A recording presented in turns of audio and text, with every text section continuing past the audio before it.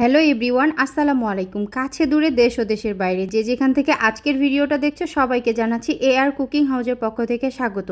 আজকে কি কি রান্না করলাম সেটাই তোমাদের সাথে ভিডিও নিয়ে চলে এসেছি। তো আজকের ভিডিওটা ভোর 6টা থেকে শুরু হয়েছে।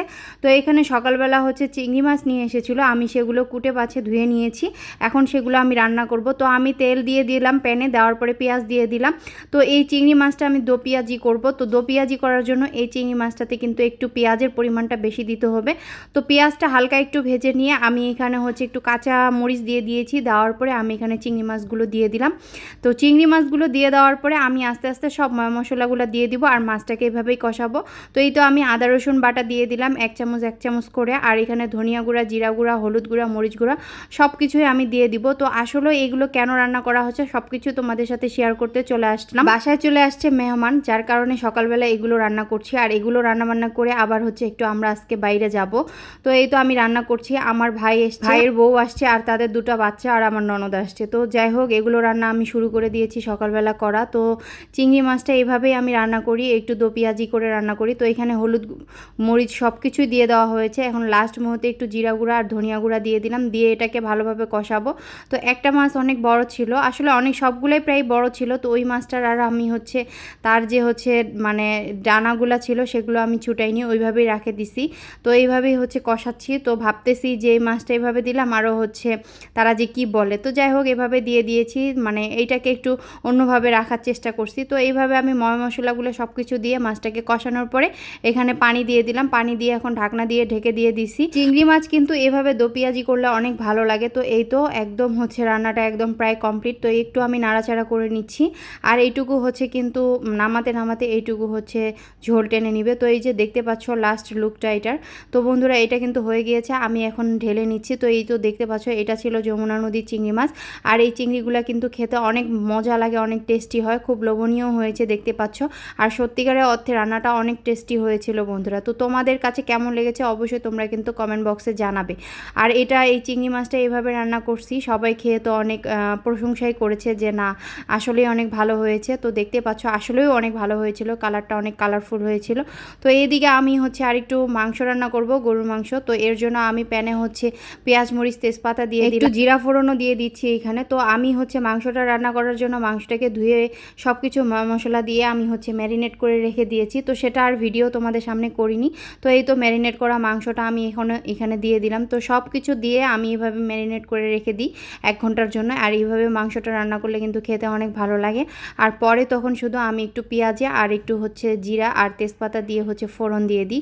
তো এই তো মাংসটা আমি এইভাবে কষিয়ে নিচ্ছি বন্ধুরা, দেখতে পাচ্ছ। আর কালারটাও কিন্তু এইভাবে মাংস রান্না করলে অনেক সুন্দর একটা কালারফুল হয় আর খেতেও সুস্বাদু হয়। এইভাবে 1 ঘন্টা ম্যারিনেট করে রাখলে মাংসটার ভিতর মশলা ঢুকে খেতে অনেক ভালো লাগে আর খুব সহজেই কিন্তু মাংসটা সিদ্ধ হয়ে যায়। তো এই তো আমি এইভাবে কষিয়ে নিচ্ছি আর মাংসটা থেকে অনেক পরিমাণে ঝোল বের হয়েছে। তো দেখতে পাচ্ছ মাংসটার একদম ফাইনাল লুক। আমি কষিয়ে এটাকে একদম লাল বানিয়ে ফেলেছি। এখন এটাকে আমি সিদ্ধ হওয়ার জন্য পানি দিয়ে দিব। তো এখানে প্রায় অনেকটা সিদ্ধ হয়ে গিয়েছে। এখন আমি একটু ঝোলের পানি আর সিদ্ধর পানি দিয়ে এখানে ঢাকনা দিয়ে ঢেকে রেখে দিব। আর এভাবে মাংস রান্না করলে কিন্তু এটার স্বাদ কিন্তু দ্বিগুণ হয়। আর এদিকে আমি একটু পোলাও রান্না করে নিব। পোলাও রান্না করার জন্য আমি এখানে আদা রসুন তেলে ভেজে নিয়েছি। নেওয়ার পরে এখন আমি এটাকে চালটাকে দিয়ে দিলাম। তো ওইদিকে মাংসটাকে আমি কারেন্টের চুলায় বসিয়ে দিয়েছি। আর এখানে আমি গ্যাসে পোলাওটা রান্না করে নিচ্ছি। আসলে সব রান্নাগুলো একদম তাড়াহুড়া লেগে গিয়েছে, যেহেতু আমি একা হাতে সব কিছু করতেছি। তো তার জন্য আসলে অনেক আমার সময় লেগে গেছে। তো যাই হোক, এই যে পোলাওটা আমি ভালোভাবে ভেজে নিয়েছি। নেওয়ার পরে এখানে আমি গরম পানি দিয়ে দিলাম। তো পোলাও হতে তো বেশি সময় লাগে না, পোলাওটা হয়ে গেলে আমার রান্না করা একদম কমপ্লিট হয়ে যাবে। তারপরে খাওয়া দাওয়া করে বের হতে হবে। তো এই তো আমার পোলাওটা একবারে হয়ে গিয়েছে। আমি এখানে একটু শুকনো মরিচ দিয়ে উপরে পেঁয়াজ বেরেস্তা দিয়ে দিলাম, দিয়ে আমরা খাওয়া দাওয়া করে আমরা এখন বের হব বন্ধুরা, দেখতে পাচ্ছ তোমরা। তো এই তো আমরা খাওয়া দাওয়া করে রাস্তায় বের হয়ে গিয়েছি। তো রাস্তায় যেতে যেতে আমি একটু ভিডিও করে নিচ্ছিলাম। রাস্তার দৃশ্যটা আসলেই অনেক দেখতে সুন্দর লাগছিল। আর এই যে আমার সাথে আমার ভাস্তি আনাবুড়ি বসেছিল। তো ও মানে বাতাস, এত পরিমাণে বাতাস লাগছিল, তাকে ঘুমের ঠেলায় সে টুপতেছিল। আর এই যে আমার ভাতিজা, সেও ঘুম ঘুম ভাব। তো একটু পরেই তারা একদম ঘুমের দেশে চলে গিয়েছিল, দেখতে পাচ্ছ। মনে হচ্ছে যে সে কত একটা আরামে ঘুমাচ্ছে। 2 ভাই বোনে তারা ঘুমিয়ে পড়েছে। আর এই যে দেখতে পাচ্ছ বন্ধুরা, এটা বগুড়া ক্যান্টনমেন্টের সামনে। এই জায়গাটা আসলে আমার অনেক ভালো লাগে। আমি যখনই বগুড়ার ভিতরে একটু যাই তখনই এই জায়গাটা আমি ভিডিও করি। আর এই বর্তমান সিজনে দেখতে পাচ্ছ যে এখানে অনেক কৃষ্ণচূড়া ফুল ফুটে আছে। তো এই জায়গাটা দেখতে অনেক ভালো লাগে, অনেক রকমের বাহারি রকমের ফুল ফুটে আছে। আর এই যে তাল গাছগুলো দেখতে পাচ্ছ, তো এই জায়গাটা ভিডিও করে নিয়ে নেওয়া হয়েছে। আর এই যে রাস্তা দিয়ে আমরা প্রায় মমনের ভিতরে ঢুকে গিয়েছি। তো মমনের ভিতরের রাস্তাটা এটা। তো আমরা এই যে এইখানে সিএনজিটা হচ্ছে থামালো, তো এই তো আমরা ভিতরে ঢুকে একটু ঘোরাঘুরি করছিলাম। তো দেখতে পাচ্ছ আমার ভাস্তিটা হচ্ছে দেখে এতটাই খুশি। আমরা এই যে ভিতরে একটু শিশু পার্কের মতো একটা ছিল, বাচ্চাদের একটা রাইড ছিল, তো ওইখানে আমরা ঢুকতে চেয়েছিলাম কিন্তু ওইটা অলরেডি বন্ধ হয়ে গিয়েছে, যার কারণে ওখানে যেতে পারিনি। এরপরে আমরা চলে আসছি মমেনের ভিতরে। তো এইখান থেকে আমরা এই যে ঘোরাঘুরি করছিলাম, তো সে অনেক খুশি। আর এখানে আমরা একটু ছবি তোলাতুলি করছিলাম। তো এই যে দেখতে পাচ্ছ এই জায়গাটা কিন্তু এখানে থেকে দেখতে অনেক ভালো লাগে।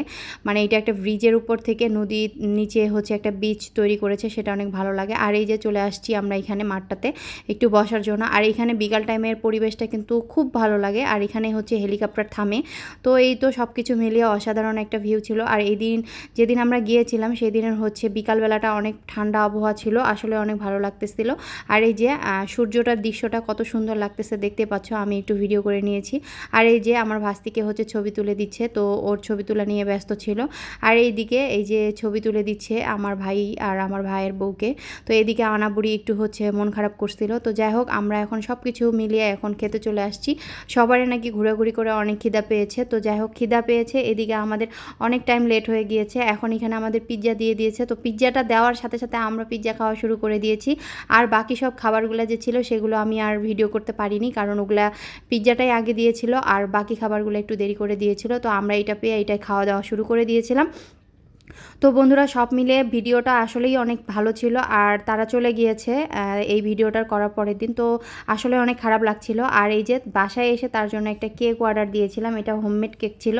তো আমার ভাস্তি খেতে চেয়েছিল, তার জন্য একটা কেক অর্ডার দিয়েছিলাম। তো আসলে দেখতেই পাচ্ছেন সে হচ্ছে কেকটা ফু দিতে দিতে সে অনেকটা লজ্জা পেয়েছিল, শুয়ে পড়তেছিল, ক্লান্ত হয়ে গেছিলো। বন্ধুরা আজকের ভিডিওটা তোমাদের কাছে কেমন লেগেছে অবশ্যই তোমরা কমেন্টে জানাবে। ভালো থাকবে, সুস্থ থাকবে। আজকের মধ্যে এখানে বিদায় নিচ্ছি। আল্লাহ হাফেজ।